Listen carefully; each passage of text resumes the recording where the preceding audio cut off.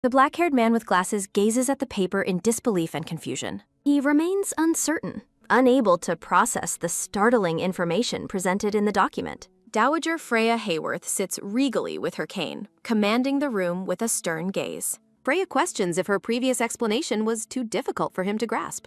A tearful young girl in a maid uniform is introduced under the House of Somerset. The young girl gazes forward with bright, shimmering green eyes and a slight blush. Completely caught off guard, the man questions his mother-in-law's sudden and baffling actions. He observes the strange pairing of the dowager and the common-looking girl with suspicion. Despite his confusion, he reflects on his deep respect for Freya as a maternal figure. Meow, he jokes that she should have brought home a cat instead of a person. Hiss, Freya reacts with feline irritation, clearly unimpressed by his weak attempt at humor. The girl watches as Freya scolds the man for his disrespectful tone and backtalk. The conversation takes a somber turn as she mentions his frequent visits to Rose's grave. Grief flares as he questions the mention of his late wife, but Freya stands firm. A haunting image of a wrecked carriage marks the tragedy that changed their lives forever. Wrapped in shadows, the man sits alone, haunted by the painful memories of the past. He reflects on the anniversary of the accident that claimed his beloved wife, Rose. The mental image of the wreckage remains as vivid as if it occurred yesterday. He mourns his brother-in-law Graham and the woman he loved more than his life. The heavy burden of the Somerset title fell to him after the family's sudden demise. He looks away, weighed down by the responsibilities he never truly wanted to carry. The tragic loss left behind a single, heartbroken child in the wake of disaster. He took the title solely to protect the inheritance for his young nephew's future. Freya challenges him, claiming she is fully aware of his internal struggles and secrets. She berates him for his self-destructive habits of overworking and neglecting his own health. He defends his lifestyle as a choice, but Freya dismisses it as a slow suicide. She reminds him of his heavy duty to maintain the Somerset family standing. His goal is to return the title to his nephew without any scandals attached. He knows any mistake would allow greedy relatives to seize the ducal power. Freya warns that their relatives are like hungry hawks waiting for him to fail. He growls in frustration, fearing the vultures will tear his nephew apart over bloodlines. A chilling truth is revealed. The child, Dante Graham, is not actually his son. He reminds her that despite being a son-in-law, he carries the heavy Hayworth name. Without a direct blood link, young Thump, he resolves to pass the dukedom safely despite the interference of Graham's relatives. Freya shocks him by suggesting a radical way to resolve the bloodline controversy. He stares in stunned silence, unable to believe the words he just heard. He turns his gaze toward the young girl, finally seeing her as part of the plan. The girl beams at him, innocently asking for his thoughts on the matter. Freya presents the child as the solution to their family's precarious inheritance situation. The man rejects the idea as absurd, reeling from his mother-in-law's unexpected proposal. Sigh. He sinks into the couch, overwhelmed by the prospect of raising a random child. The three sit in a tense silence as the weight of the proposal hangs heavy. He looks at the girl, who politely informs him that she is 10 years old. With a bright, happy smile, the girl introduces herself as Luina Wheatfield. Freya reveals that Luina specifically wished to join their noble household for protection. The man is left speechless by the cheerful girl and the dowager's smug expression. He stutters in protest, struggling to find any logic in this sudden adoption. He rages against the idea, convinced the girl is merely after the Somerset fortune. Luina firmly asserts that she does not desire the Somerset fortune. Seymour and Freya look on, surprised by the girl's sudden declaration. The document confirms she has no legal rights to the family title. Seymour remains in shock, struggling to process her unexpected and bold refusal. Standing tall, Luina faces his question about why she joined the family. She stands before the seated Duke, ready to prove her sincere intentions. A bright smile lights up her face as she explains her perspective. She promises to be waiting at the door whenever he returns home. Seymour is completely bewildered by her offer to draw hearts on eggs. Suddenly, the clumsy girl loses her balance and tumbles onto the couch. He watches her struggle with a mixture of confusion and growing curiosity. With a determined look, Luina prepares to state her next heartfelt request. Seymour observes her intently, noting the sheer courage in her young eyes. She gazes up with an adorable expression, winning over the tense atmosphere. Freya addresses Seymour as the Duke, shifting the conversation's formal tone. The trio remains in the grand room as the gravity of the proposal settles. An elegant portrait introduces Luina Wheatfield as a centerpiece of the story. Flashbacks reveal her life as an ordinary orphan at Townsend Orphanage. Despite her humble background, she possessed a quiet, unremarkable kind of luck. Her luck shines as she discovers yet another rare four-leaf clover. The other orphans gather around, amazed by her uncanny ability to find clovers. She reflects on her collection, having found 7 of the lucky charms already. Night falls on the orphanage as they celebrate a group birthday party. Whoosh! She blows out the candles with all her might, making a wish. Dizziness suddenly overcomes her and she collapses in front of her shocked friends. She laments the cruel timing of falling ill on her very own birthday. After 3 days of unconsciousness, she wakes to see a worried doctor. The doctor prepares to deliver a diagnosis that will change her life forever. He delivers the devastating news she only has 5 years left to live. Overwhelmed by pity, the doctor informs her there is no known cure. She realizes with horror that her life will end at just 15 years old. A childish drawing depicts her sharing her lucky clover with the doctor. She reflects on her kindness toward others, feeling the unfairness of her fate. Fragmented memories surface of her past life as a modern schoolgirl. Screech! A tragic truck accident cut her previous life short in an instant. She recalls the novel she was reading before death, Until the Lily Withers. The vivid memories of that previous world continue to haunt her mind. A startling realization hits her. She is suffering from the novel's lily disease. She recalls the horrific details of the disease spreading across the body. That fated day at age 10 marked her terminal sentence in this new world. It becomes clear she has been reincarnated into the world of a novel. To her dismay, she is merely a nameless extra with no importance. Sniffle, she weeps over the double misfortune of being a terminally ill orphan. Hope flickers as she remembers the secret cure mentioned in the original story. She recalls the novel's beautiful heroine caught between obsessed male leads. The heroine met Seymour, the hidden villain obsessed with his late wife, Rose. Disaster looms because the cure won't exist for another 7 long years. With no time to waste, her eyes sharpen with a desperate new resolve. She acknowledges the massive gap between a powerful duke and a lowly orphan. Dong, the orphanage bell tolls, signaling the start of her bold survival plan. Luina is startled as her friend reminds her about today's volunteer event. Her friend explains they are heading to a sponsor's mansion, prompting Luina's realization. Warning her to be extra careful, the brown-haired girl mentions meeting the formidable Lady Hayworth. Luina pauses, finding the name Hayworth strangely familiar from her past life memories. She recalls Lady Hayworth's pivotal role as Seymour's influential and stern mother-in-law. Lady Hayworth stands regally, known as the undisputed power holder of her noble house. Memories of her harshness surface as she berates children for their messy appearance. Seymour Hayworth, the second son who inherited titles and became head of 2 houses. Studying the complex family tree, Luina tries to piece together the Somerset inheritance. She reflects on the deep, tragic bond between Seymour and his mother-in-law, Rose's mother. Excitement flares as Luina realizes this volunteer trip might lead her to Seymour. She adjusts her sleeve, knowing a meeting with the Duke is far from guaranteed. Despite the odds, Luina trusts in her uncanny luck and her unique past life knowledge. With a bright, hopeful gaze, she prepares to make her move during the event. Hours later, Lady Hayworth maintains an icy, intimidating presence at the outdoor tea party. Anxiety mounts as Luina struggles to find the right moment to approach the dowager. Watching from a distance, Luina fears she won't even get a chance to speak. She tries to stay positive, reminding herself that being reincarnated is good fortune. Strengthening her resolve, the blonde girl prepares herself for the daunting task ahead. Achoo! A sudden, loud sneeze from a young boy disrupts the elegant garden atmosphere. Lady Hayworth sits frozen in shock as tea splashes across her stern face. Horrified by the accident, Luina fears her entire plan has just been ruined. Liquid drips from the dowager's face, creating a tense and terrifying silence. Young Martin trembles in fear, realizing the gravity of his accidental disrespect. Swallowing hard, Luina watches the disaster unfold, wondering if anyone can survive this. The faceless noble ladies at the party observe the scandalous disruption with hushed judgment. Remarkably, Lady Hayworth remains stoic and continues drinking as if nothing had happened. The narration emphasizes that Martin's sneeze has utterly destroyed the formal decorum. A panicked supervisor berates the boy, demanding an immediate apology for his rudeness. Tears stream down Martin's face as he stutters out a desperate, heartbroken apology. Surprising everyone, Lady Hayworth shows mercy and asks Henry to help the child.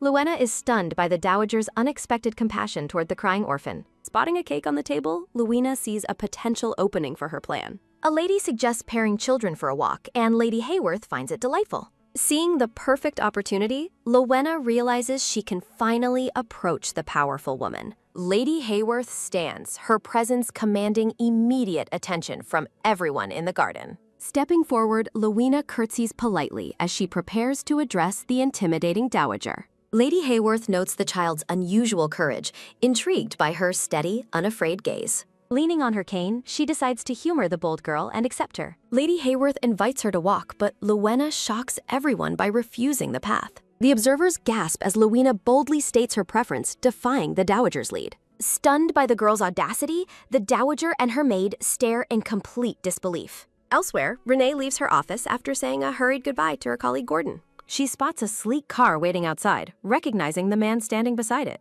The black-haired man greets Renee with a gentle smile as she approaches him. He places a tender kiss on her forehead, inviting her out for a sudden dibber. Renee's expression darkens as she reflects on the family troubles waiting at her home. He guides her toward the car while she resolves to face her relatives head-on.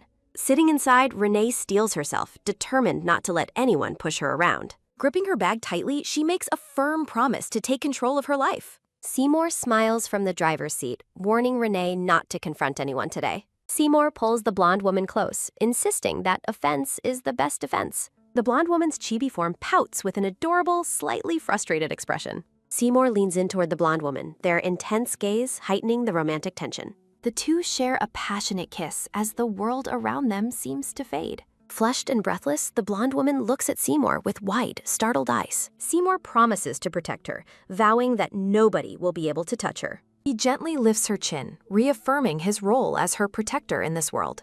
Confusion clouds her mind as she wonders who is truly the crazy one here. Seymour reaches out with a tender touch, lamenting their closeness only comes before parting. From high above, the house stands quiet as their private moment unfolds within.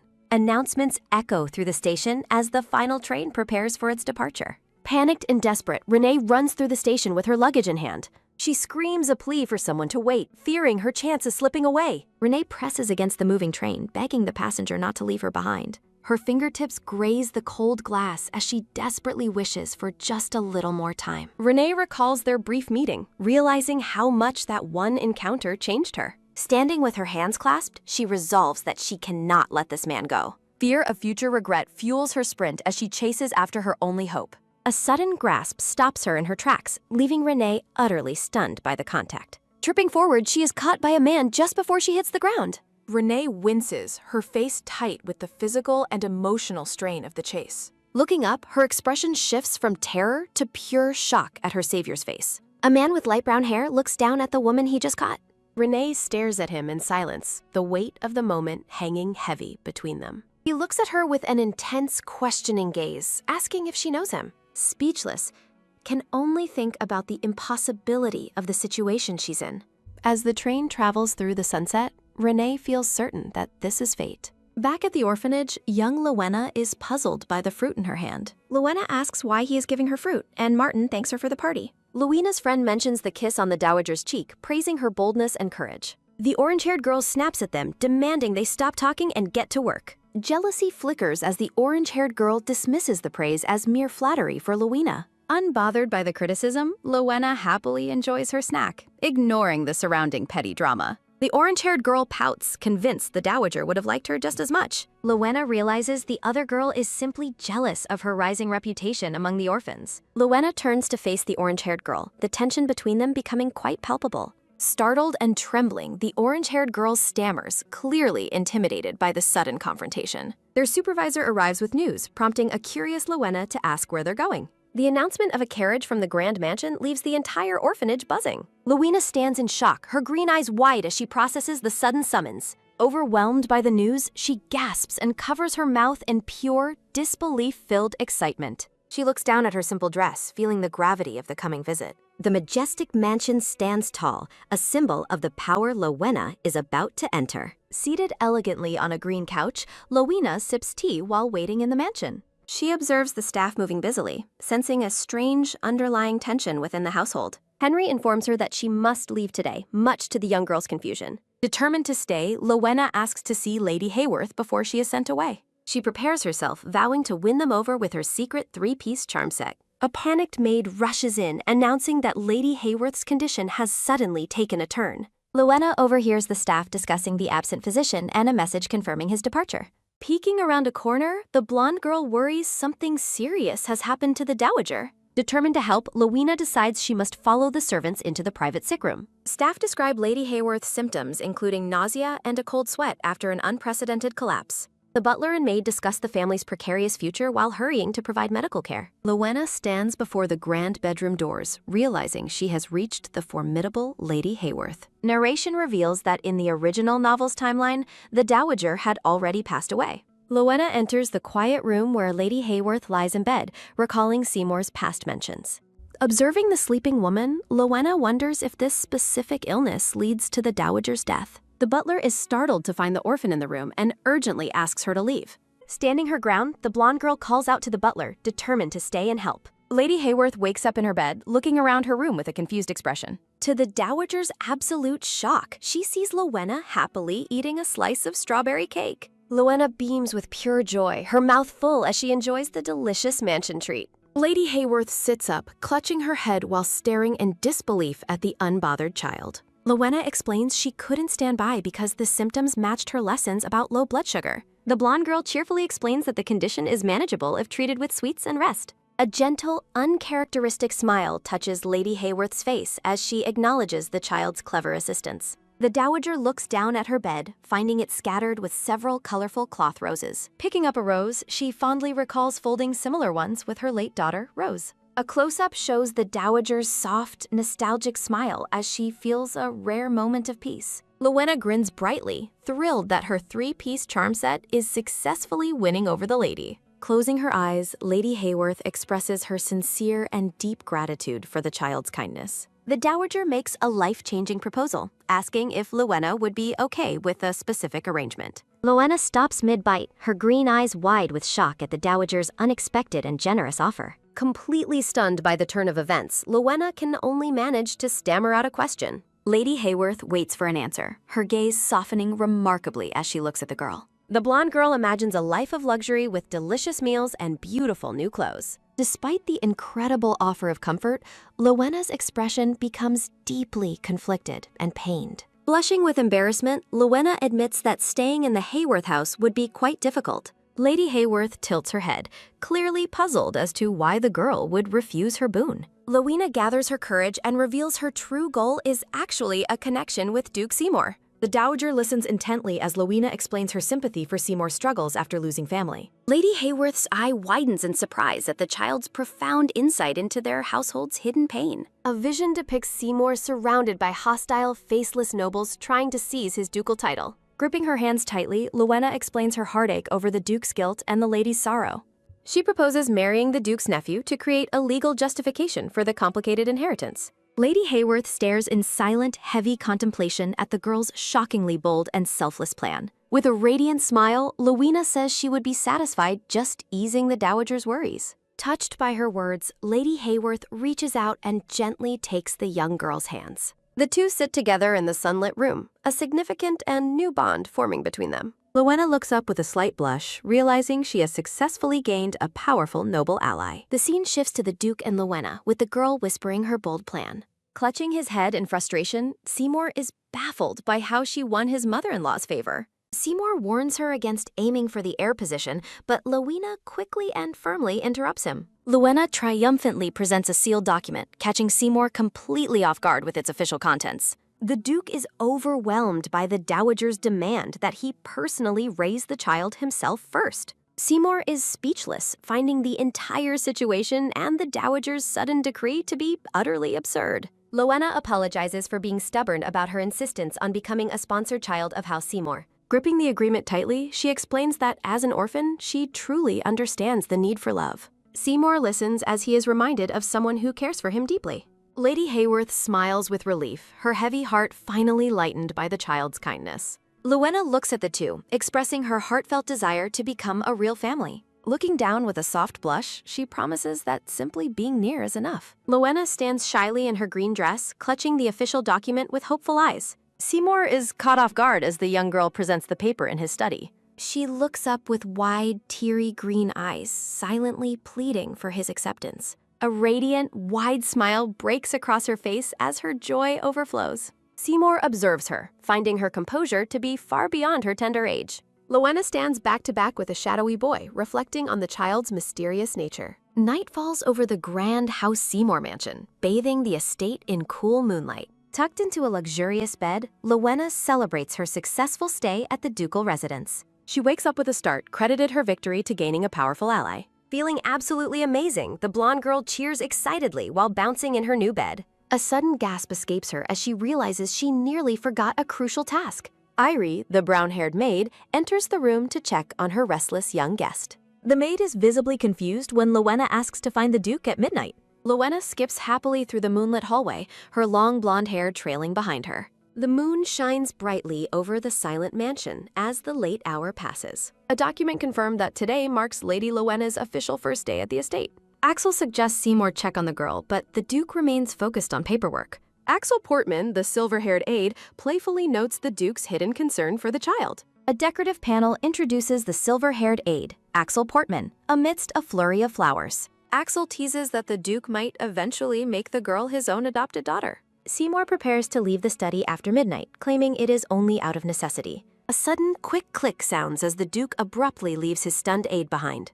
Seymour is startled when the door opens to reveal Luina waiting right outside. In her white nightgown, Luina cheerfully announces she came to give him a goodnight kiss. The Duke is left completely frozen and bewildered by her bold, affectionate request. Luina beams, explaining she promised this affection when he agreed to sponsor her. Seymour dismisses her, clutching his head in frustration as he tries to return to work. A firm grasp stops him in his tracks as she offers to read him a book. Luina enthusiastically leads the reluctant Duke by the hand through the quiet mansion. He sighs, deciding to humor the persistent child for just a moment before working. Luina begins reading a fairy tale about a prince finding a dragon in the forest. Seymour lies back, finding the girl's clear, bright voice strangely comforting and calm. He watches her intently as she reads about the dragon looking kinder than expected. She reads about the warm heart required to wake a dragon from a forever sleep. Seymour stares into the distance, wondering if the dragon truly wanted to be awakened.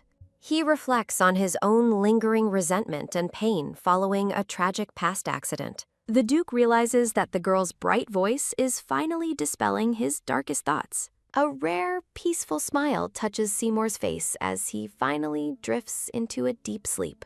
A brown-haired maid walks through the mansion the next morning, beginning her daily rounds. She worries about the Duke's drinking until she spots a storybook on the floor. Peeking into the room, the maid stops in her tracks with an expression of pure shock. To her disbelief, Seymour and Luina are fast asleep together in a warm, protective embrace. Morning sunlight streams through the windows as birds sing in the trees outside. Seymour wakes up refreshed with a system notification confirming a deep sleep and no hangover. Axel is moved to tears by the miracle, while the Duke asks where the girl went. A loud slam echoes through the hall as the Duke stubbornly refuses to join breakfast. A delightful breakfast of kitty-faced toast and eggs represents a luxury Luina never experienced. Luina savors the delicious meal, her face flushing with pure, unadulterated joy. The brown-haired maid warmly encourages her to eat plenty, receiving a cheerful, garbled reply. Luina fondly recalls falling asleep beside Seymour, though she regrets his early departure for work. Hugo, the blue-haired aide, arrives with a surprising letter from Dowager Countess Hayward. Luina excitedly takes the letter as Hugo asks if she would like to read it. The letter expresses concern, asking if the ill-tempered Duke has been bullying the young girl. Luina excitedly anticipates the lady's visit, hoping for praise for helping the Duke sleep. A shocking postscript reveals that the Dowager is bringing a specific child to the mansion. The sound of footsteps heralds the arrival of Seymour's nephew and the Somerset heir. Luina is stunned, realizing the visitor is none other than the mysterious Dante Graham.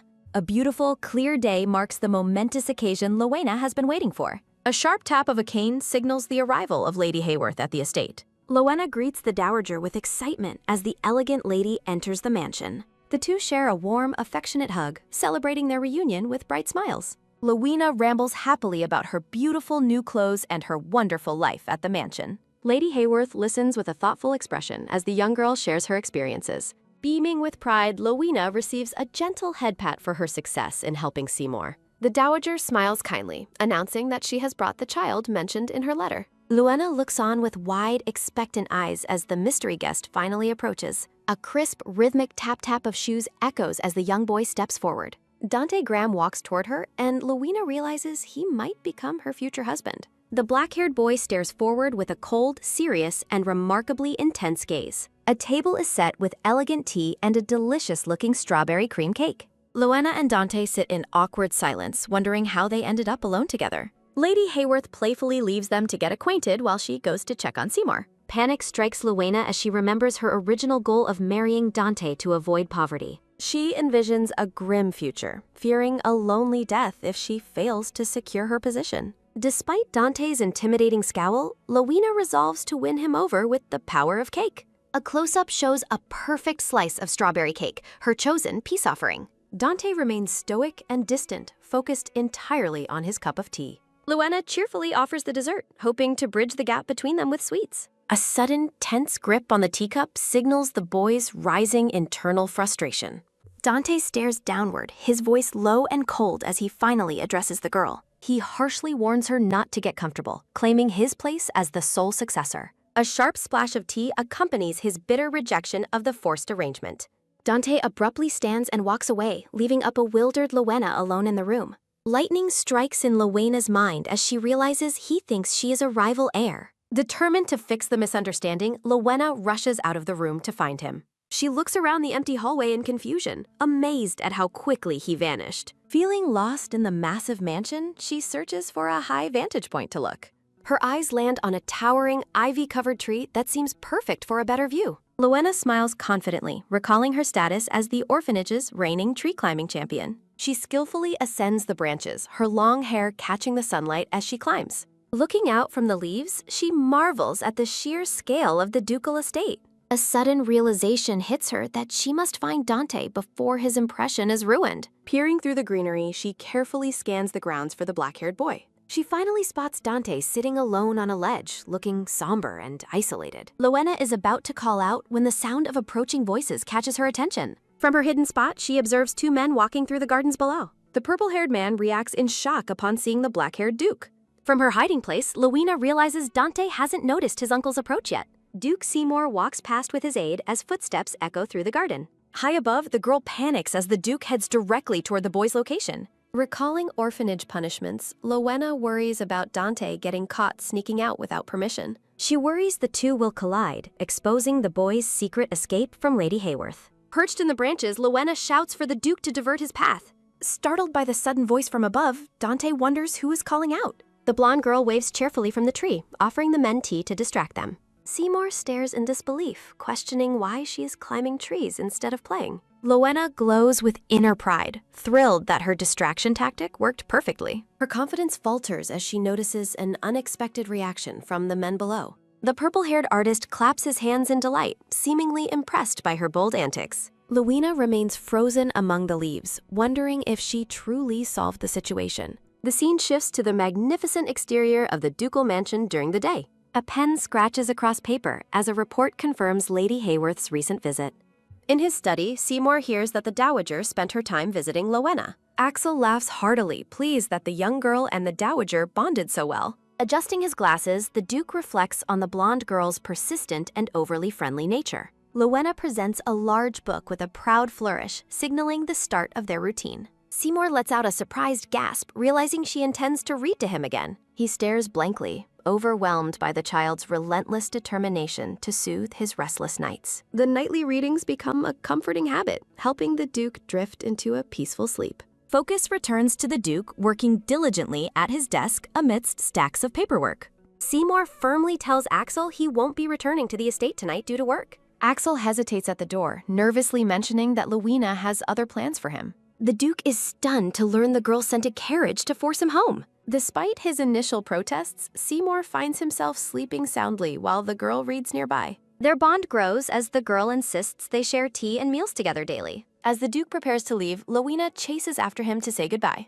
With a radiant smile, she commands the Duke to return home from work early. Seymour looks at her thoughtfully, acknowledging her request with a simple, quiet affirmation. Working with improved health, the Duke realizes his physical condition is better than ever. He remains focused on his documents, feeling the positive effects of his regular rest. Axel observes the Duke from across the desk, noting the remarkable change in him. The aide praises Seymour's healthier complexion and significantly improved work efficiency during the day. Annoyed by the teasing, the Duke bluntly orders his laughing aide to leave. A quick, rhythmic tap-tap on the door signals the arrival of another aide.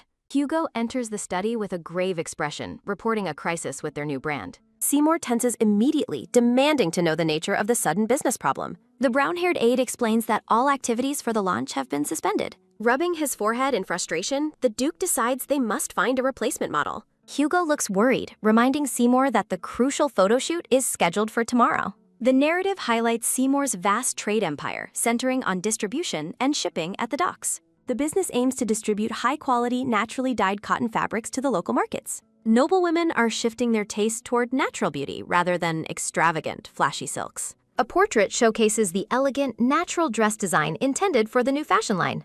Aubert, the renowned commercial artist, prepares his canvas to capture the latest trends. Popular among the high nobility, his artistic vision is essential for the brand's success. Aubert screams in frustration at the model, unable to capture the specific feeling he needs. Albert, the purple-haired artist, shouts dramatically about the specific, pure model he is seeking.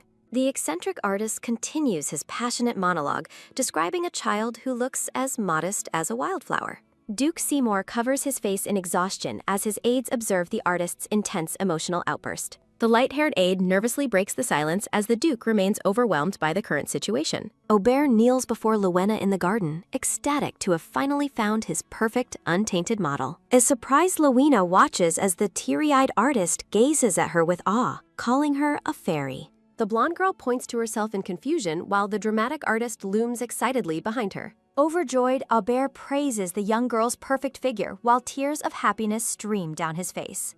The artist spins around dramatically, vowing that he can draw anything if the girl becomes his model. Luina looks back at the Duke, who watches the artist's eccentric display with a troubled expression. Seymour reaches out to calm the hysterical artist while explaining his request for help to the girl. The Duke looks at the young girl with a serious, gentle expression, offering her a choice. Seymour promises to do anything for her in return if she chooses to accept the modeling job. The Duke reflects silently on the difficulty of persuading a child for such an important business task. Luina's eyes widen as she suddenly recalls a passing mention of the Duke's future financial failure. A vision of a cracked portrait illustrates the devastating domino effect of Seymour's eventual business collapse. The Duke's expression turns harsh in her vision, showing how failure could ruin his health and temperament. Returning to the present, Luina beams with a bright, determined smile after realizing she can prevent disaster. Seymour reacts with a stunned and breathless look at the girl's sudden, joyful willingness to help him. The blonde girl happily agrees to assist, expressing her genuine desire to be useful to the Duke. The Duke closes his eyes in relief, insisting on granting her a wish to ease his mind.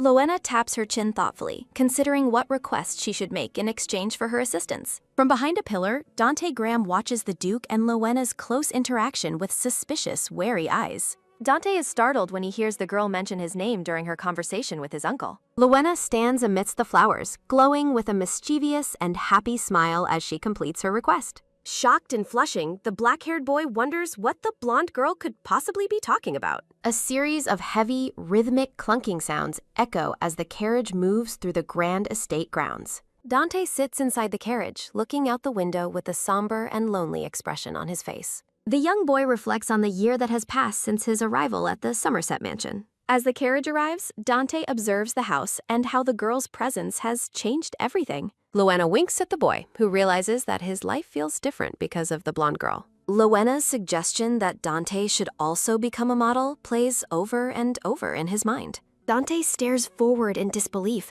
questioning if she truly expects him to grant such a strange request. The boy reflects on how easily she won over his grandmother and secured her place with Seymour. Watching his uncle and the girl from a distance, Dante sees them as a real, loving family. He notes with a heavy heart that even the mansion's servants treat the young girl with kindness. Panic grips the boy as he clenches his fist, fearing the girl might eventually take his place. A dark memory returns as Dante watches his former nanny walk out of his life forever. Small footsteps patter quickly as the young boy chases after the woman, begging her not to go. Tears stream down Dante's face as he pleads for his nanny to stay after his parents' deaths. The woman turns away with a cold, mocking smile, rejecting the boy's emotional attachment as trivial. She reveals her greed, shocking the boy into a frozen silence as she ignores his desperate touch. Dante's world shatters with a heavy boom as he realizes he is a child without a guardian. Clenching his hand, the boy worries that he will be abandoned if his uncle loses interest.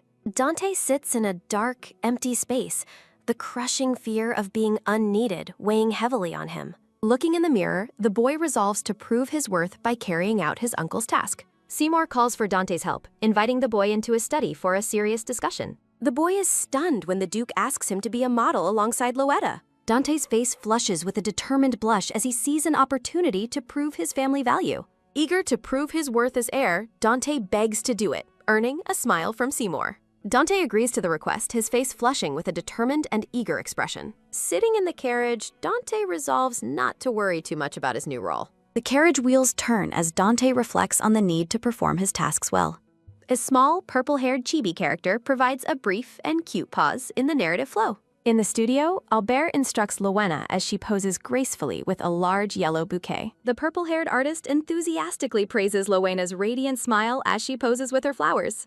Dante and Axel enter the room while Luina waves cheerfully to greet the young master. Dante remains focused on outperforming Luina to earn his uncle Seymour's ultimate proud approval. Axel directs Dante to change his clothes while Luina continues waving happily in the background. Luina's cheerful expression falters as she realizes Dante completely ignored her enthusiastic, friendly greeting. Determined to bond, Luina clenches her fist, refusing to let Dante's cold behavior discourage her. Dante and Luina pose together under a yellow parasol, though Dante maintains a serious expression. Aubert guides the children to pose closely, resulting in a charming and cute collaborative portrait. Luina beams with joy while holding Dante's hand during their whimsical, blue-themed fashion photo shoot. Aubert celebrates his creative breakthrough as the artistic sketches for the brand flow effortlessly. Luina suggests a break, but she is shocked to find that Dante has already disappeared. Axel informs a surprised Luina that Dante has already headed to the lounge to rest. Excitedly, Luina asks the purple-haired artist if she can see the sketches he just finished. Luina gazes at the sketch of her and Dante, a plan forming to get closer. Luina walks through the hall with the portrait, hoping to use it to spark conversation. Luina accidentally bumps into someone from behind, her portrait clattering during the sudden, clumsy collision. A sudden ouch rings out as Luina quickly apologizes to the black-haired girl she hit. The black-haired girl with red bows turns around and angrily scolds Luina for her clumsiness. Red-faced and irritable, the black-haired girl demands Luina watch her step and stay away. Luina stares in silence as the black-haired girl aggressively demands a proper and humble apology. Luina breaks into a wide, playful grin, completely ignoring the black-haired girl's angry, shouting demands. Luina mocks the girl's temper, comparing her angry, flailing stance to a cute dog's paw. The black-haired girl explodes with fury, her face turning crimson at Luina's ridiculous and insulting comparison. Luina continues her playful teasing, wiggling her finger and giggling about the dog's paw-likeness. Trembling with intense rage, the black-haired girl prepares to lash out at the laughing blonde girl. Luina flinches in fear as the black-haired girl raises her hand to strike her. A firm hand suddenly intervenes, catching the black-haired girl's wrist before she can land the blow. Dante appears with a stern, protective gaze, shielding Luina from the black-haired girl's violent outburst. Luina looks up in surprise at her protector while Dante confronts the shocked black-haired girl. Dante glares at the girl, asking if she truly intended to strike his companion. The black-haired girl defiantly insists she rudely tells Dante to mind his own business, her nasty temper on full display. Dante coldly asks the girl if she is prepared to take responsibility for any modeling disruptions. Luina peers from behind Dante's shoulder, realizing with a blush that he is actually defending her. Luina's heart swells as she realizes Dante might not dislike her as much as she thought. The black-haired girl screams for her father, claiming she is being bullied by the two children. Looking down on them, the black-haired girl continues her dramatic, high-pitched shouting for her father's help. Dante and Luina stand their ground, unfazed by the girl's pathetic attempts to summon an adult. Count Devon bursts into the room demanding to know who dared to upset his little princess. The gray-haired man embraces his crying daughter, glaring at the children with a protective, angry look. Luina defiantly points out that they are orphans and lack the parents the girl is summoning. Count Devon is taken aback by Luina's blunt statement, while his daughter clings to him tightly. Devon dismisses the children as mere orphans, deciding he has seen enough of their poor breeding. The gray-haired man mocks their lack of upbringing, warning Luina she will pay for her tongue. Duke Seymour strides into the hall, coldly informing Count Devon that he is the one about to pay. Duke Seymour coldly confronts the gray-haired man, accusing him of insulting his niece and a sponsored child. Seymour shocks Count Devon by declaring Luina his successor, prompting a desperate bowing apology from the man. Ignoring the groveling Count, the Duke turns away and prepares to depart the chaotic scene. The purple-haired artist looks on in confusion as Seymour suddenly decides to leave the studio. Seymour walks out with Dante, bluntly telling the artist to handle the mess themselves. A slice of strawberry shortcake sits elegantly on a plate beside a cup of tea. In the lounge, Luina thanks the blonde maid Irie while Dante and Seymour stand nearby. Luina munches on her cake with an expression of pure, blissful delight and closed eyes. Seymour gazes warmly at Dante, praising the boy for defending Luina during the earlier confrontation. The boy's face flushes with a determined blush as Seymour affectionately pats his head in approval. Seymour suggests that Dante should also rest, while Luina watches the boy with a curious look. Luina continues eating but notices that Dante does not seem as happy as he should be. Dante politely thanks his uncle for the suggestion of rest while standing near the dessert table. Luina observes Dante's somber expression as he stands alone, seemingly weighed down by heavy thoughts. The blonde girl brightly offers Dante a taste of the delicious cake, but he flatly refuses. Dante coldly tells her to keep the food, leaving Luina feeling dejected by his icy attitude. Dante abruptly leaves the room, rudely telling the girl that his destination is none of her business. Luina watches him go, finding his sudden shift in temperament and withdrawal deeply strange and concerning. A firm hand snaps a dark book shut with a decisive and sharp motion. Sitting alone in the dimly lit study, Dante sighs, unable to focus on his reading. The boy recalls the Duke's praise, feeling a mix of warmth and intense pressure from the compliment. Dante touches his hair, scolding himself for getting too excited over his uncle's simple gesture. He sits in the large chair, looking conflicted and flustered as he tries to compose himself. A dark memory of a woman walking away through a bright doorway haunts the boy's thoughts. Dante resolves to remain obedient and quiet, fearing that any mistake could lead to his abandonment. Dante is startled when Luina suddenly bursts into the room, calling his name with high energy. The blonde girl approaches him with a plate, having correctly guessed exactly where he was hiding. With a radiant and hopeful smile, Luina offers Dante a fresh slice of strawberry cake. Dante stares at the cake in disbelief, realizing she came all this way just to feed him. The boy stubbornly turns his face away, insisting once again that he will not eat the treat. Luina persists with a serious look, but Dante continues to reject her kind gesture with a blush. Panic and anger boil over as Dante swats the plate away, sending the cake crashing to the floor. Dante shouts that Luina only acts spoiled because she is loved, unlike his own precarious position. The black-haired boy glares at her, his eyes filled with a mixture of jealousy, fear, and resentment. Luina stares back in stunned silence as Dante claims they are fundamentally different from one another. Tears well in Dante's eyes as he confesses his deep-seated fear of being thrown away. A close-up focuses on the blue jewel at Luina's collar as she prepares to respond. Dante looks up in confusion, his tearful eyes wide as he reacts to the girl's sudden proximity. A soft hand reaches out to gently wipe away a stray tear from the boy's flushed cheek.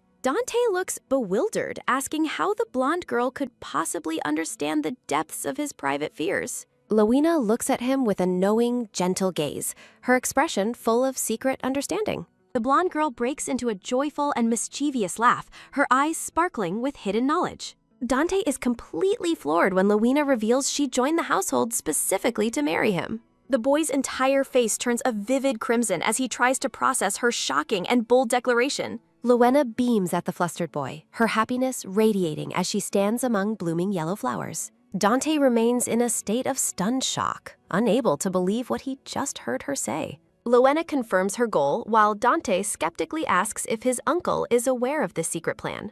Dante questions why she would give him the succession when she could easily keep it for herself. Luina secretly reflects that her mission is motivated by her need to cure her Lily disease. The boy flinches slightly, looking overwhelmed by the girl's unwavering focus and her strange, cryptic motivations. Luina beams with joy, expressing that having a family by her side is all she needs. Dante reflects on her words, realizing that Luina seeks a sense of belonging just like him. Luina admits her sudden confession might be hard to believe, but she speaks from the heart. The blonde girl looks up with a look of mild surprise as she awaits Dante's response. Dante gazes at her with a soft expression, firmly stating that he believes what she said. The black-haired boy acknowledges her deep need for a family to call her own. Luina breaks into a radiant laugh while happily holding both of Dante's hands in hers. Luina playfully declares that they must never betray each other since they are going to marry. Dante asks if she is truly on his side, and Luina enthusiastically confirms her loyalty. Standing together in the study, Luina emphasizes that they need each other's support forever.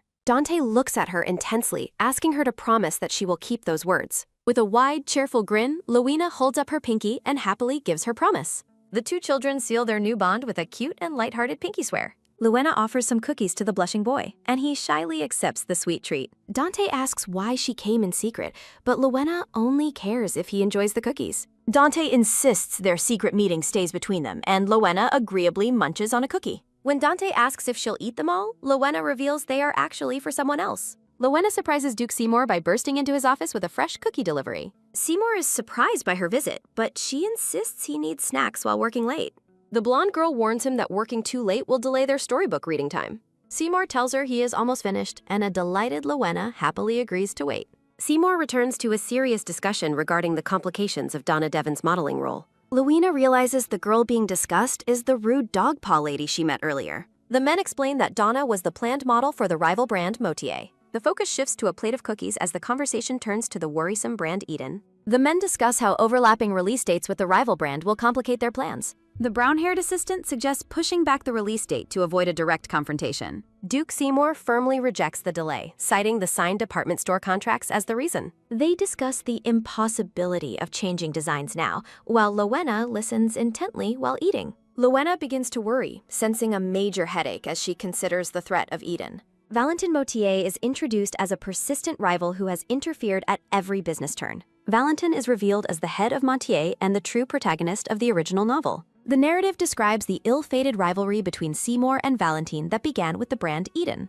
Valentin eventually won the Empress's favor with his superior business knowledge and distinctive clothing designs. Luina looks adorable in her bonnet, though her mind is preoccupied with the brand's potential failure. The blonde girl realizes it is far too early to relax given the looming business crisis. Luina feels a pictorial isn't enough.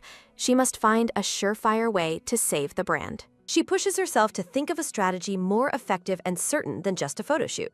Luina's imagination runs wild as she envisions the total collapse of Seymour's business empire. She dreads a future where a debt-ridden Seymour lives as a miserable, work-obsessed zombie. Luina panics over her potential fate, but a sudden angry shout nearby breaks her thoughts. Luina watches as a man harshly scolds a sandy-haired boy for touching a painting. The aggressive man grabs the boy's collar, accusing him of trying to steal the artwork. Peeking from the shadows, Luina thinks the adults are being childishly cruel by framing the boy. Luina intervenes by shouting that Master Ober is furious, successfully startling the two men. The confused men ask who she is, and she urgently tells them to leave quickly. As the men run away, Luina internally apologizes to Mr. Ober for using his name. Luina approaches the shaken sandy-haired boy to kindly ask if he is all right.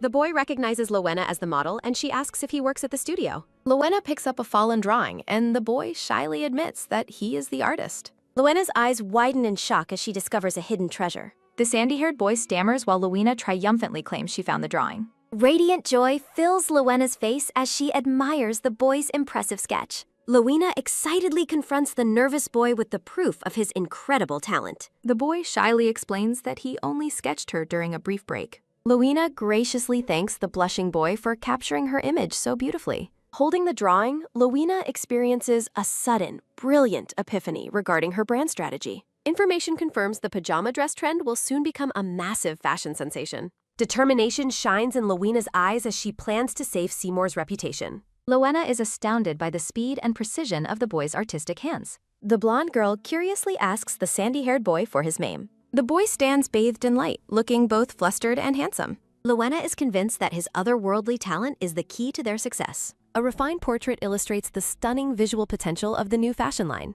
Luina realizes that color is unnecessary, as the simple white chemise is perfect. The boy asks if she is okay after her sudden, energetic outburst. Luina laments that such a brilliant artist is currently wasting his potential. When asked, the boy confirms his deep desire to become a professional painter. Luina boldly declares her intention to recruit him before anyone else can. A wide, mischievous grin spreads across Luina's face as her plan solidifies. Duke Seymour carefully examines the sketches, considering the potential of the new designs. The nervous artist stands by while Seymour and Luina discuss the business strategy. The brown-haired assistant bursts with excitement, hailing the pajama dress idea as perfect. Despite initial hesitation, the assistant realizes that generating attention is their top priority. He passionately argues that making a lasting impression on customers is vital. His eyes gleam with confidence as he predicts the dresses will be a guaranteed hit. The assistant joyfully lifts Luina, asking Axel for his opinion on the daring plan. Axel agrees that trying a risky strategy is better than doing nothing at all. Seymour decisively grants his approval, signaling the start of their new fashion venture. Luina and Axel look on with relief as the Duke accepts their bold proposal. Seymour officially adds the new project to Somerset's list of sponsored business ventures. Noble ladies stop in the street, intrigued by the new White Rose boutique. Gossiping ladies discuss the scandalous yet fascinating pajama dress appearing in the windows. Critics whisper that wearing underwear in public is shameful, fueling the brand's notoriety. The narrative explains how the negative gossip served as powerful, free advertising. A beautiful, artistic sketch of Luina becomes the iconic face of the brand. Newspaper headlines announce allegations of quality issues threatening the brand's rapid success. Duke Seymour remains calm, ordering an immediate and thorough inspection of their goods. Ladies at a garden party rave about the soft, wonderful quality of the dresses. Luina's radiant smile proves that her business gamble has paid off spectacularly. Luina skips happily through the manor, enjoying the success of her happy days. Servants enthusiastically dote on their genius young lady as she arrives for her lessons. Luina asks Axel which colored art supplies he needs for his new studio. Axel helps the blonde girl choose the perfect colors from a large wooden case. Other children whisper behind their hands, recognizing Luina as the famous brand model. Luina looks around in confusion, wondering why the others are staring at her. Two girls gush over Luina's cuteness, unable to contain their fan-like excitement. A maid leans in to inform the lady that she has been recognized. Clutching her books, Luina beams with pride at her newfound fame and success. Dante offers to tutor a frustrated Luina, bringing the two children closer together. Dante helps a confused Luina with her studies as they sit together. Humming a tune, Luina skips toward the study to visit Duke Seymour. The blonde girl celebrates, believing her plan to escape her fate is succeeding. In her imagination, a boy cheers and thanks her for her help. She envisions the Duke praising her just like he does Axel and Derek. Luina's excitement fades when she discovers the study door is slightly ajar. She cautiously peeks inside, hoping to find the Duke in high spirits.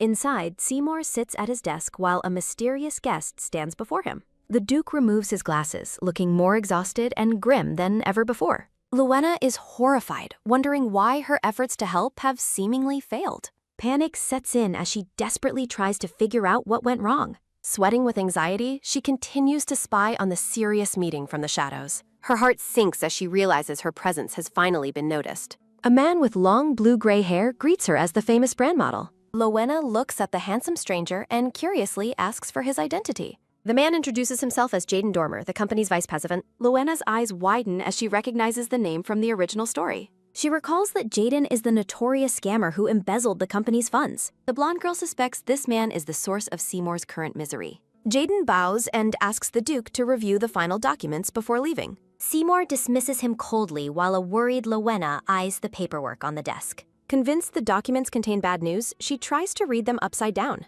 She spots a name on the paper that sends a shock through her. Luina is stunned to see the name of the Duke's late older brother. Seymour firmly stops her, stating the contents are far too serious for children. Dejected and confused, Luina finds herself standing alone outside the closed study doors. She ponders the secret within those papers and its connection to the Duke's anger. Recalling his promise to read together, she decides she must find another way. A sharp bang sounds as she throws open a door with sudden determination. Luina bursts into Dante's room, startling the black-haired boy as he reads. She urgently demands to know if Dante is truly on her side. Luina waits with wide, hopeful eyes for his confirmation of loyalty. Dante looks flustered but agrees, prompting a relieved and joyful shout from her. She gratefully squeezes his hands while a blushing Dante stares at her intensely. Meanwhile, Seymour gazes out the window, lost in dark thoughts about his brother. A sudden thud sounds as glasses are dropped onto documents detailing massive debts. The Duke is crushed by the weight of the financial ruins left behind. Narration reveals that the irresponsible Quentin Graham was also Dante's father. Flashback shows a younger, blunt Seymour being advised to enjoy life more. Quentin worriedly placed a hand on Seymour's shoulder, urging him to rest. The Duke realizes that his kind brother hid a devastating secret behind his smile. After Quentin's death, the total collapse of his numerous business ventures was revealed.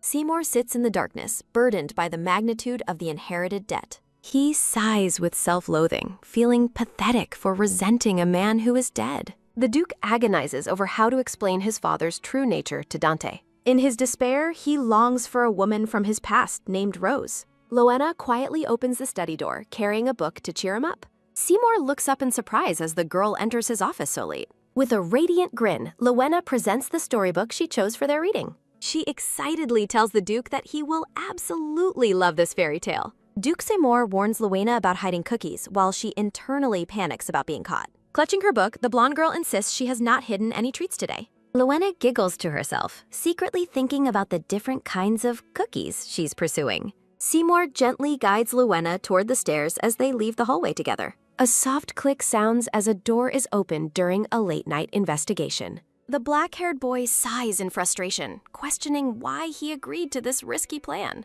Dante looks at his companion with a bewildered expression, failing to understand her strange logic. Luina beams with excitement, confirmed that her partner has finally grasped her intended meaning. The blonde girl urges Dante to secretly copy the documents before returning them unnoticed. She enthusiastically explains that uncovering the secret will help them save the depressed Duke. Dante's hand comes down with a firm tap as he bluntly rejects the reckless proposal. Shock washes over Luina as she is met with a firm and unexpected refusal. Tears well up in her eyes as she laments the apparent coldness of her friend. Feeling a pang of guilt, the boy wonders if his rejection was far too harsh.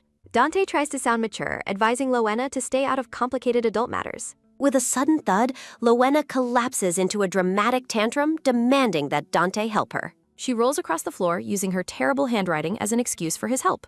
The girl insists that the task is short and the risk of being caught is minimal. Luina looks up with pleading eyes, desperately calling out for Dante's assistance one more time. Crossing his arms, the black-haired boy remains skeptical about the success of her forced plan. He finally relents and asks about the documents, causing Luina to leap up in joy. Luina reveals that while she didn't read everything, she definitely spotted a familiar name.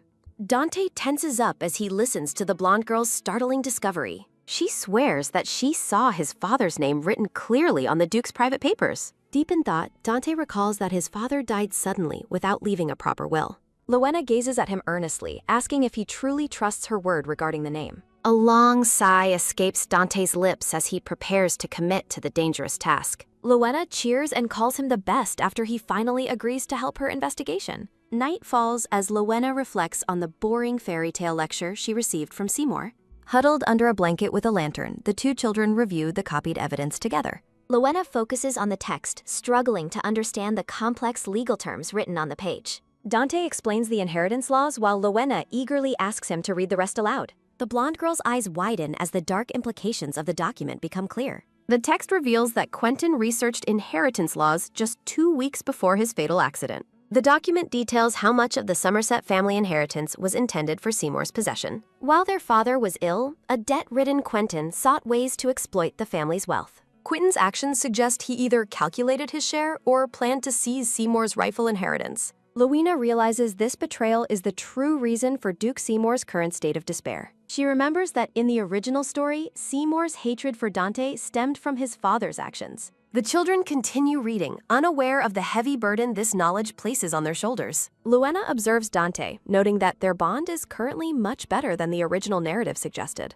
She wonders what tragic event will eventually drive a wedge between the Duke and the boy. Seymour sits in darkness, unaware that Luina has deduced Jaden's plan to destroy their family. Luina vows to uncover Jaden's schemes and protect the manor from his malicious intent. Finishing the papers, the blonde girl asks if there were any other documents left behind. Luina panics as she notices Dante's expression turning dark after learning of his father's betrayal. She looks at him with deep worry, fearing she has caused him unnecessary emotional pain. Dante solemnly declares that he must take responsibility for any wrongdoing committed by his father. Luina asks softly if he is hurting, her heart aching for the burden he carries. The boy stares ahead with determination, accepting the heavy duty of his father's dark legacy. Luina watches Dante sleep under the covers, admiring his deep sense of responsibility. She continues to gaze at the black-haired boy, her eyes reflecting concern for his burdens. A soft creak sounds as Luina turns the lantern knob, offering to share a secret.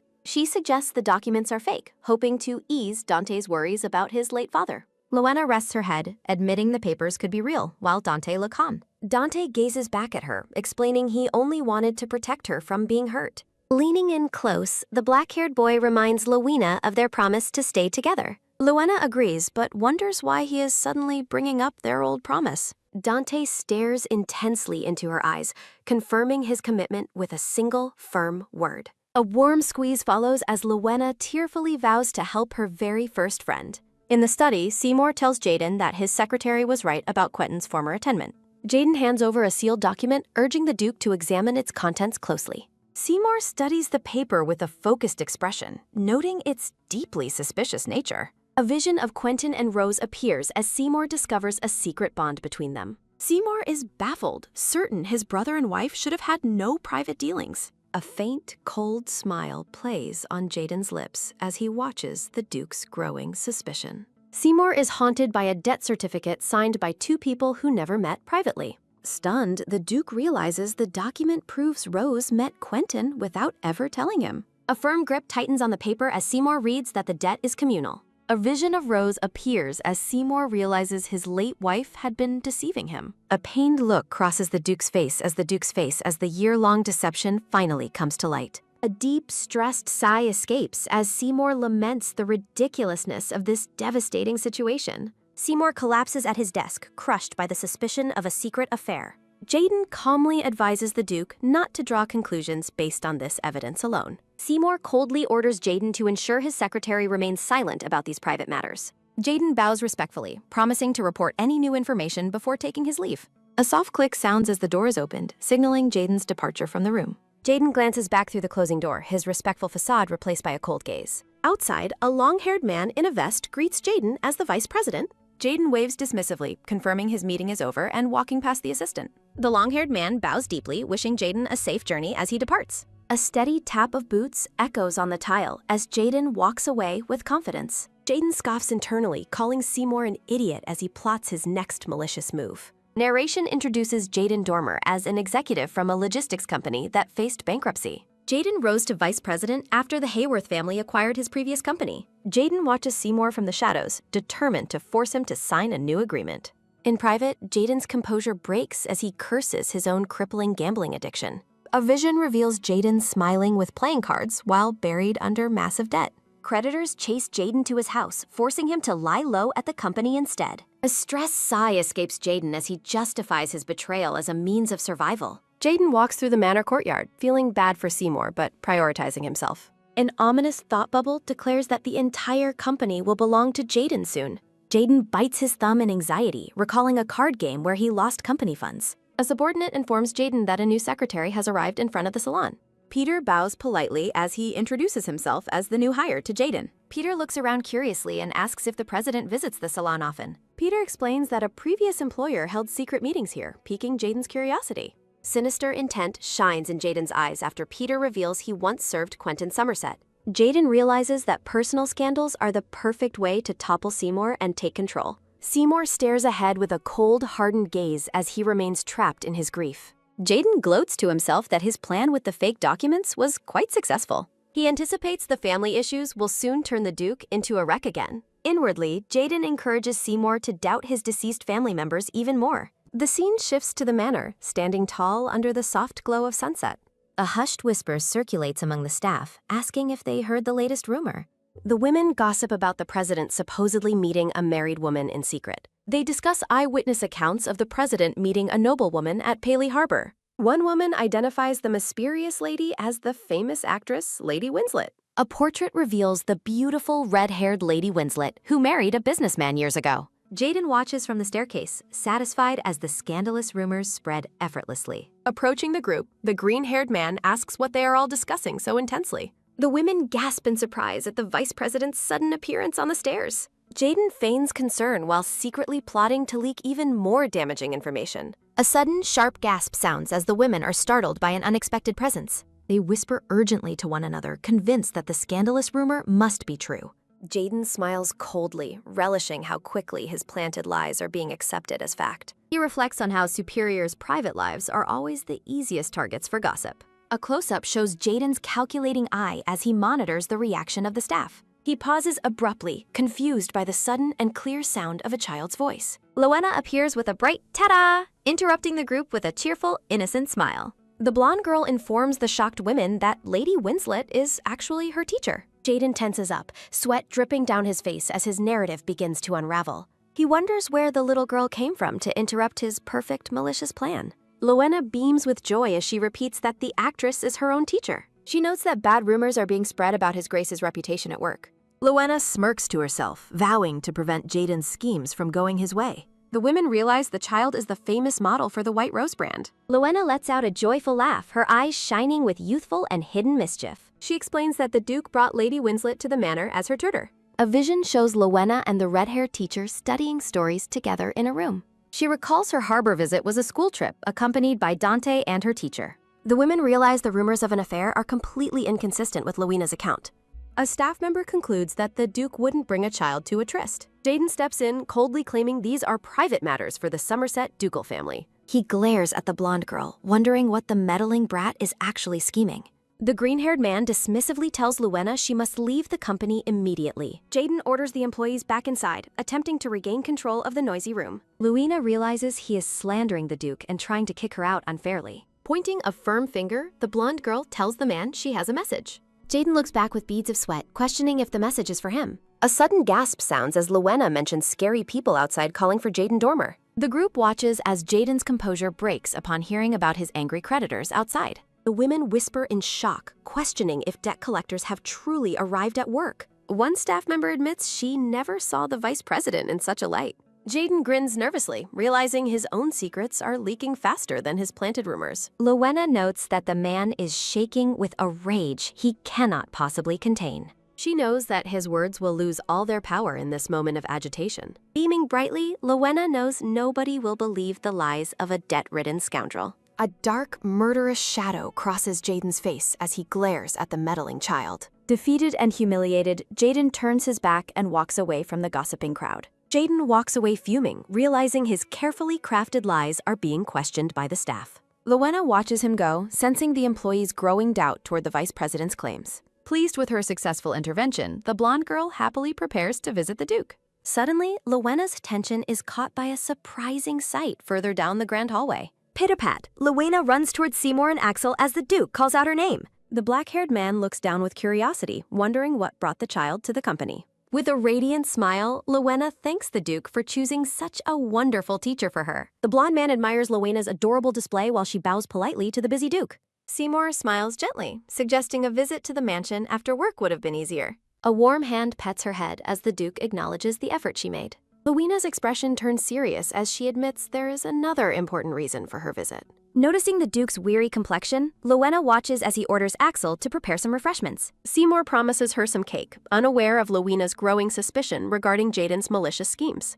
Enticed by the promise of sweets, Luina decides to eat before confronting the main problem. Munch, munch! The girl happily enjoys her cake while Seymour watches her from across the table. Seymour leans back in his chair, quietly asking if the dessert is to her liking. With her cheeks stuffed, Luina exclaims it is delicious while the Duke laughs at her. Gulp! Luina devours the cake, treating it as fuel for her mission to protect the Duke. Luina stands up with sudden energy, vowing to the Duke that he need not worry. Pounding her chest, the girl declares that everything will be fine because she is here. Seymour and Axel are left speechless as Luina passionately vows to protect the Duke. The blonde man wonders if her protection involves finishing every last crumb of the cake. Later, the red-haired teacher encourages Luina to draw whatever she wishes during their lesson. Scratch! Luina works diligently in her notebook, focused on a very specific mental image. She sketches a menacing figure, recalling the terrifying glare Jaden gave her the previous day. Scribble! Luina realizes that she must intervene to stop Jaden's malicious rumors from spreading further. A vision of the Duke falling haunts her as she fears the company's total collapse. Resting her chin on her hand, the girl is determined to prevent a family tragedy. Scritch! Luina continues her drawing, beginning the first step of her secret counterplan. With a smirk of satisfaction, the blonde girl announces her masterpiece is finally finished. The red-haired teacher is impressed by the meticulous detail Luina put into her new work. Luina proudly displays a drawing showing her standing tall against the scary green-haired man. Bang! A heavy sound echoes as a pair of fists slam onto a wooden surface. In his office, Jaden seethes with rage over the child who was ruining his life. He curses the blonde girl for exposing his debts and turning the staff against him. Jaden vows to destroy Luina alongside Seymour for interfering with his malicious embezzlement agenda. A dark, murderous intensity fills the green-haired man's eyes as his hatred reaches a peak. Thud. Clenching his fist, Jaden growls about the days wasted since the girl's arrival. He fuming that his rumors are being overshadowed by her constant presence at the office. A vision shows Luina delighting the staff with cookies, single-handedly fixing the Duke's public image. Female employees enjoy the treats, concluding that the Duke must be a very kind man. Narrative text confirms that the Duke's reputation is rapidly improving despite Jaden's best efforts. Jaden grits his teeth, recalling the humiliation of being cornered by his creditors at work. Crash! Jaden remembers being beaten by thugs, demanding their money back immediately in an alley. The lead creditor looms over him, making it clear that his time has run up. Desperate for funds, Jaden realizes he must find a way to embezzle money very soon. He glares at the thought of Luina, who treats the company as her own playground. Jaden worries that his known debts make him the prime suspect for any missing funds. Shadows swirl as Jaden seeks a way to steal the money without being caught. A dark realization dawns as he wonders if someone else can take the blame. Jaden decides to frame Seymour to save himself from his own mounting debts. He plans to use his forged ledger to spark a massive public scandal. Jaden believes Seymour's family debts make the Duke the perfect target for suspicion. He prepares to reveal his manipulated ledger to the company's unaware board of executives. Jaden walks through the manor, certain he can oust the Duke without much effort. Clang! Jaden announces his departure to the bank while Peter looks on in surprise. Jaden orders Peter to burn a confidential blue book left on his office desk. Peter watches nervously as the green-haired vice president walks away down the long hallway. Peter decides to finish his work before destroying the book later that same evening. Thud! A sudden collision occurs as Luina bumps into the gray-haired man in the hall. Luina apologizes for losing her way while Peter helps her up from the floor. Peter checks on the girl's forehead while informing her that the Duke is currently out. Luina smiles brightly as she shows Peter the sketchbook she brought for the Duke. Peter suggests she leave the book in the Duke's office as a pleasant surprise. He points the blonde girl toward the hallway where the Duke's office is located. Patter! Luina runs off happily while Peter wonders about the familiar blue book she held. Peter stares after her, trying to recall where he previously saw that specific notebook. He dismisses his suspicion, assuming the notebook is just a very common and ordinary color. Seymour finally returns to the office, greeting Axel as he enters the grand doorway. Luina is found in the staff room, cheerfully drawing at a table with other employees. She tells Seymour she was helping protect his reputation by staying busy and drawing quietly. The blonde girl excitedly brags that she left a special gift on the Duke's desk. Seymour's calm reaction confuses Luina, who expected him to be shocked by her masterpiece. Luina explains she left her sketchbook next to a notebook that looked identical to it. Axel realizes that the young lady likely entered the wrong office by mistake. Luina gasps in horror upon learning she left her sketchbook in Jaden's office instead. She vows to retrieve it immediately and runs back toward the vice president's quarters. Luina peeks into the dark office, relieved to find that no one is currently inside. She spots the blue book on the desk and rushes to grab it before leaving. Snatch! Luina picks up the ledger, believing it to be her sketchbook, and flees. From the hallway, Axel calls out to Luina that they are leaving for the mansion. Grab! Luina hurriedly stuffs the blue book into her bag to join the waiting nun. Luina cries out for them to wait as she leaves her actual sketchbook behind. Tap tap, she sprints down the hallway towards Seymour and Axel, eager to head home. Peter enters the office and finds a blue book, wondering if he has seen it. He decides the matters of the superiors are none of his concern and walks away. The Somerset Dukedom mansion stands quiet and grand under the light of a full moon. Seymour asks Luina to finally show him the drawing she mentioned at the office. Luina beams with pride as she prepares to reveal what she thinks is her masterpiece. She opens the book to reveal complex accounting logs instead of her expected child's drawing. Flinch, Seymour and Axel stare in absolute shock at the incriminating documents in Luina's hands. Luina looks down in total confusion, wondering why her sketchbook has suddenly changed into numbers. Seymour realizes this is not her sketchbook, but something far more serious and legally dangerous. Luina explains the mix-up in Jaden's office as Seymour examines the highly sensitive forged ledger. Seymour's eyes narrow with cold determination as he orders Axel to prepare a counterplan immediately. Later, a group of angry executives shouts demands at Seymour during a heated board meeting. One executive harshly calls for a new leader, citing the Duke's alleged failures and corruption. Jaden watches from his seat, mocking Seymour's silence while anticipating the Duke's final downfall. An executive stands up and demands Seymour answer the serious accusations of embezzling company funds. Maintaining his absolute composure, Seymour firmly denies the false claims before the entire board. Jaden holds the blue ledger aloft, aggressively demanding an explanation for the incriminating records inside. Speech bubbles mock the Duke, claiming the ledger clearly shows him withdrawing a massive sum. Seymour dismisses the crude evidence, while a nervous board member begs for the representative's response. Seymour tells the board to shut up, his voice dripping with a cold, murderous intensity. A heavy silence fills the meeting room as the executives stare at Seymour in stunned disbelief. Seymour mocks the wonderful world where such incompetent men can call themselves high-ranking company executives. He asks if they truly believe the head of two powerful families would embezzle mere pennies. Seymour gazes down with icy green eyes, expressing deep regret for ever trusting such fools. A gray-haired executive sweats profusely, admitting that the ledger is currently the only piece of evidence. The board wavers as Jaden worries that the tide is rapidly turning against his malicious scheme.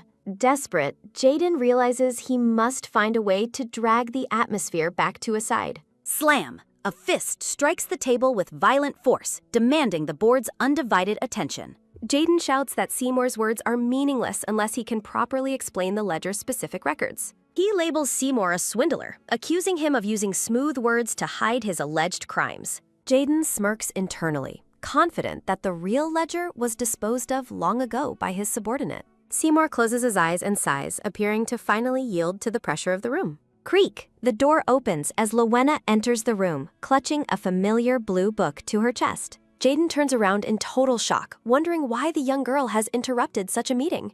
Seymour introduces Luina to the board and encourages her to tell everyone what she has found. Luina explains that she accidentally took a book from Jaden's office, mistaking it for her own sketchbook. The room falls into a stunned silence as the board realizes there are now two conflicting ledgers. Jaden panics, wondering how the ledger he ordered Peter to destroy has suddenly appeared in court. Seymour notes the books are identical except for one crucial detail. Luina's book shows no embezzlement. Luina confirms with a bright face that she retrieved the authentic book from Jaden's private quarters. The executives turn their fury toward Jaden, demanding he explain why he was hiding another ledger. Luina looks on in confusion, while narrative text reveals the real ledger was stolen from a safe. Seymour reveals he was already suspicious of Jaden's siphoning, but lacked the concrete evidence to act. Luina's eyes sparkle with wonder as she begins to understand the impact of her accidental discovery. Seymour gently pets the girl's head, reassuring her that she did a wonderful job for the company. With a cold gaze, Seymour realizes that Jaden's desperation has led him into a final, fatal mistake. Foreboding text predicts that the cornered vice president will reveal his true, violent nature very soon. Jaden screams for everyone to shut up, his face contorted in a blind and sweaty rage. He points an accusing finger, desperately claiming that Seymour and the child are framing him for crimes. Seymour decides to end the debate by ordering Axel to bring in a final set of witnesses. Creak! Axel opens the grand doors to allow a new group of people into the room. Jaden gasps in visible horror as he recognizes the faces of the men entering the meeting. Two rough-looking men enter, identified as the debt collectors who were previously waiting outside the building. Seymour links the company's recent unrest directly to the mounting personal debts Jaden failed to pay. The man in the green headband states that Jaden's massive debt has been overdue for months. The collectors reveal a memorandum where Jaden promised to pay them using stolen company checks today. A close-up shows the signed document clearly bearing the name of the traitor, Jaden Dormer. Seymour explains that using checks requires the representative's signature, proving Jaden intended to usurp his position. Looking down at the defeated man, Seymour asks Jaden if he has any final words of defense. Jaden stammers in defeat as Seymour officially declares the meeting and the investigation to be over. Seymour hands the incriminating documents to Axel, entrusting him to handle the remaining legal fallout properly. Luina peeks curiously from behind the Duke, asking if the problem has finally been resolved for good. With a radiant and joyful smile, the blonde girl celebrates her successful mission to protect the Duke. Luina is delighted to be of help, while Jaden seethes in the background with bitter resentment. A dark intensity fills Jaden's eyes as he vows that he won't let Luina get away easily. Narrative text confirms that Jaden was arrested for fraud and embezzlement following a search of his estate. Seymour reflects on the resolved crisis, while Axel expresses relief in the Duke's office. Axel notes that the Duke still looks troubled and asks if something is wrong. Luina watches from afar, worrying that Seymour's condition isn't showing any signs of improvement. Dante approaches the blonde girl in the hallway, questioning why she is lingering there. The black-haired boy asks if she is secretly eavesdropping on her uncle's private conversation. Luina pulls Dante close and covers his mouth, insisting this is a critical moment. Shushing him, the blonde girl explains they risk getting caught by the adults inside. From the hall, they overhear the men discussing Jaden's claims regarding Quentin and Rose. Luina's eyes widen as the conversation hints at a scandalous secret relationship between the two. Horrified, she imagines an illicit affair between a wife and her husband's brother. Dante whispers sternly that he warned her not to listen to adult conversations. Dante bows his head in shame as Luina desperately tries to explain her motives. Looking deeply pained, the boy notes that adults always have reasons for keeping secrets. Dante walks away, leaving Luina guilt-ridden and concerned about his obviously hurt feelings. Luina realizes she must act before the rift between Dante and Seymour becomes permanent. Thud. The blonde girl collapses onto her bed, overwhelmed by the weight of the situation. She kicks her legs in frustration, scolding herself for accidentally dragging Dante into this mess. Luina vows to find a solution that will help both Seymour and the hurting boy. Recalling the original novel, she notes how little was mentioned about Rose and Quentin's past. A sudden realization strikes Luina as she sits up, a potential plan forming in her mind. She reflects on how Duchess Rose's room at the Somerset mansion was left completely untouched. In a memory, Hugo explains that the Duke has never even mentioned the deceased Duchess's quarters. The blue-haired man explains that the staff dare not bring up Rose to the Duke yet. Hugo believes Seymour will eventually find the strength to close that door on his own. Driven by curiosity, the blonde girl peeks into the mysterious and perfectly preserved bedroom. She observes the pristine furniture and the desk left as if someone just stepped out. An ethereal vision of Duchess Rose writing at her desk lingers in the quiet room. Her heart racing, Luina enters the room, hoping to find a clue to the past. The girl is awestruck by the beauty and the lingering presence within the grand chamber. Luina searches frantically, growing frustrated when she finds absolutely nothing of value in the room. A glint catches her eye as she discovers a drawer secured with a rose-shaped lock. Later, the great lady notices Luina's dejected expression while they sit together in the garden. Luina snaps out of her trance, realizing she was neglecting the company of the noblewoman. The older lady teases the girl for sighing like a little old person all day long. Threatening to clear the snacks, the woman laughs as Luina quickly insists she is fine. The great lady acknowledges Luina's help with Seymour while they enjoy a tower of treats. Smelling a yellow rose, the lady offers cryptic wisdom about the varied value of things. Snip, she carefully prunes a yellow rose, explaining the importance of cutting away the past. The lady arranges the flowers, noting that the first time moving on is always the hardest. Luina asks if the great lady also experienced a difficult first time letting go. The older woman smiles warmly, asking the girl if she was the one who gifted the key. Luina looks confused as the lady predicts she will understand everything when she grows older. Feeling relieved by the lady's kindness, Luina beams and agrees with her mysterious mentor. Holding the vase of yellow roses, Luina believes she has found the perfect opportunity. She peeks into Rose's former room at the Hayworth house, looking for more clues. The girl carefully places the yellow roses inside the room to honor the late Duchess. Luina runs back to the garden, eager to show the great lady her discovery. She presents a small golden key, asking the older woman if she recognizes the object. Luina learns there is no matching lock for this specific key at the Hayworth estate. The great lady gives the key to Luina, delighting the girl with her new treasure. Narrative text reflects on whether the small key can open the mysterious drawer in Somerset.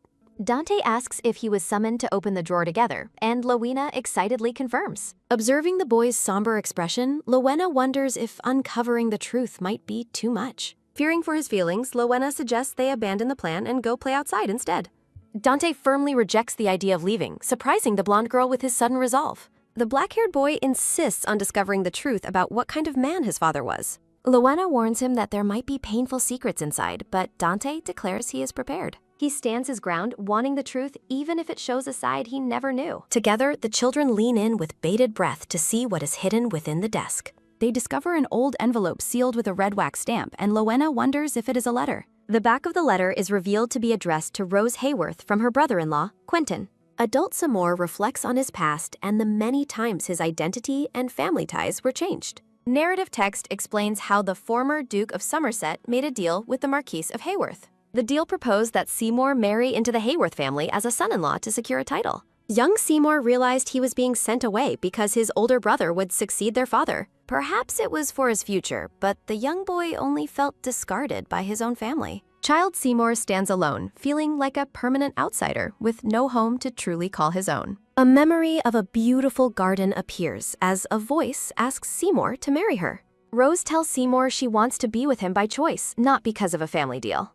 She promises to stay by his side and make their new house a real home for him. Dark thoughts consume Seymour as he recalls the painful suspicion that Rose was hiding a secret. Seymour laments ever learning about the alleged affair between his wife and his own brother. His green eyes reflect deep sorrow, thinking that dying before Rose would have been less painful. Suddenly, Luina bursts into the room in her nightgown, loudly announcing that it is bedtime. The blonde girl expresses her disbelief that the Duke is still working so late at night. Seymour agrees to stop as Luina commands him to put his work away and get up. The blonde girl leads Seymour along while he wonders if she realizes the impact of her actions. He realizes that the child always seems to appear exactly when he falls into gloomy thoughts. Though her visits were once annoying, Seymour admits he has grown used to this nightly routine. Luina pats the bed, commanding the Duke to lie down and prepare for a story. Sitting beside him, she promises a wonderful tale, while Seymour warns her not to fall asleep. Seymour smiles to himself, finding the girl's constant worry for him to be oddly admirable. He thinks that this simple bedtime ritual is the only time his troubled mind finally quiets. Closing his eyes, he finds comfort in the predictable nature of the boring fairy tales.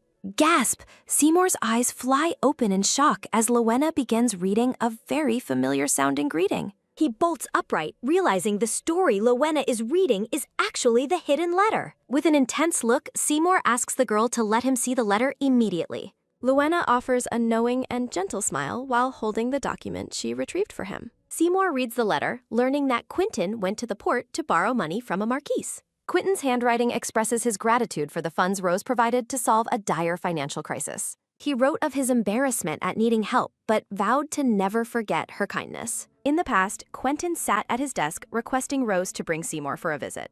He hoped she could visit alone if bringing his younger brother was too difficult for her. Quentin's goal was to settle the family estate fairly to ensure Seymour received his rifle-shen. Looking at a portrait of them together, Quentin believed their father would have approved of this. He admitted his failures as an older brother and wanted to finally take care of Seymour. Crinkling the paper, Quentin reflected on how Seymour had been lonely since he was very young.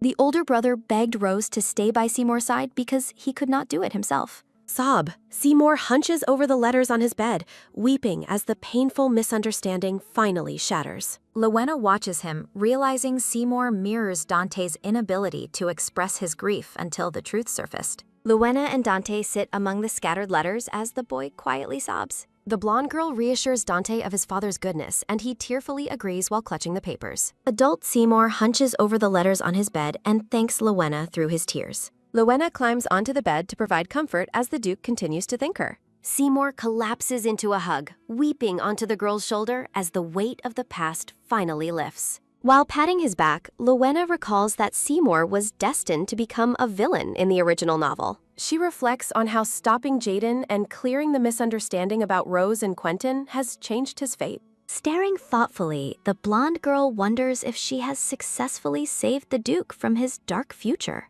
She observes Seymour at tea, realizing his true nature is far from the villain described in her memories. Narrative text suggests that Seymour's recovery marks a significant turning point in the timeline of the story. Looking at the grieving Duke, Luina hopes that everything has finally worked out for the best. Under a pale moon, a dark-haired stranger with one glowing eye watches from the shadows, whispering Luina's name.